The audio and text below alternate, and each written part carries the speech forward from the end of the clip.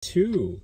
If you're watching this, yes, I am recording this from my car. I'm going to explain why in a minute, but how did this work out for you?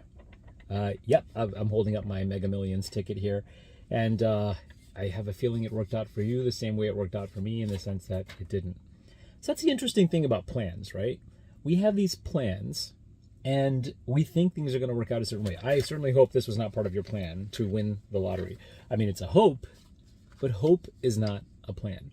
So I had this plan, and the plan was for me to get my stuff done in the morning and get to the office, because we have a couple of clients coming in today.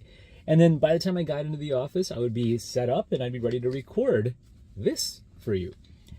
And as I leave my development, I see that there's construction going on. And then I remember, hey, I had to pick up a prescription on my way as well. And you know what? I really just would like that cup of coffee. So here's the thing about plans. Plans don't always go the way we planned, right? And how does this relate back to this sort of financial plan? Well, look, like I said, winning the lottery is not part of your financial plan. It should not be. It's a hope. But the thing about plans is I knew I had to get to the office. I knew I had a destination. Yes, I had this destination, and yes, I had this plan to get to my destination, but I got detoured. I got rerouted. I will ultimately get to the office. So here's the thing about your financial planning. You will get detoured. Markets will take a dip. You might have a business that you could sell, and it might sell for an X value. It might sell for a Y value. You might have property that you're planning to sell. You might decide that you want to retire at age X, but you decide, you know what, I can't retire at age 60. I probably have to push it back to 65. The thing about plans is it almost never goes according to plan. And this is why you need to pivot. You know, back in the day, it used to be these financial plans, and there's still a lot of folks that do this. Financial plans were these 100-page documents. And the minute you hit print, it became stale. It became invalid. Why? Because circumstances changed, and those things were pretty inflexible.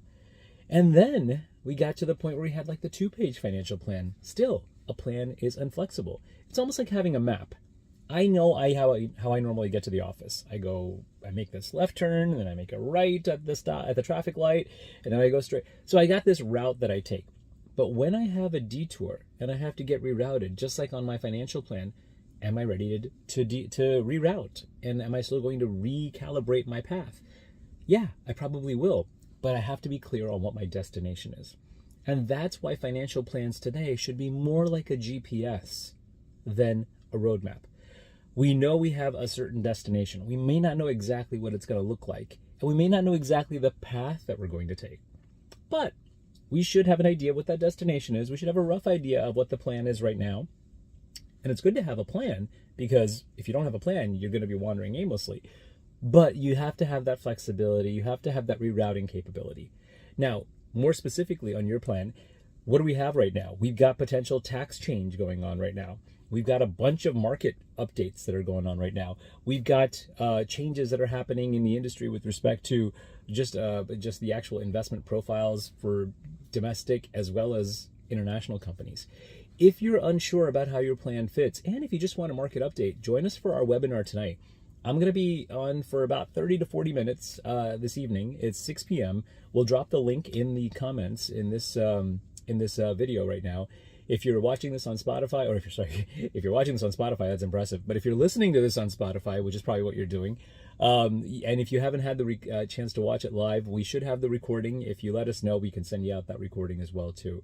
But I hope I get a chance to see you or hear you or read your comments at some point this evening. 6 p.m. You do have to pre-register for it. We're going to be talking about the market updates, basically what's happened in the first half plus of 2022. And then we're also going to talk a little bit about the outlook and what you should be focusing on for the second half or so of 2022.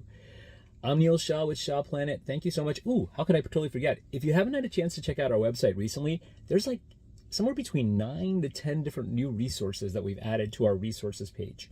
They're white papers, they're quick articles that talk about everything from retirement planning to business exit planning to tax planning, even some estate planning. So if you have any time and you have any interest in those things, check out our resources page.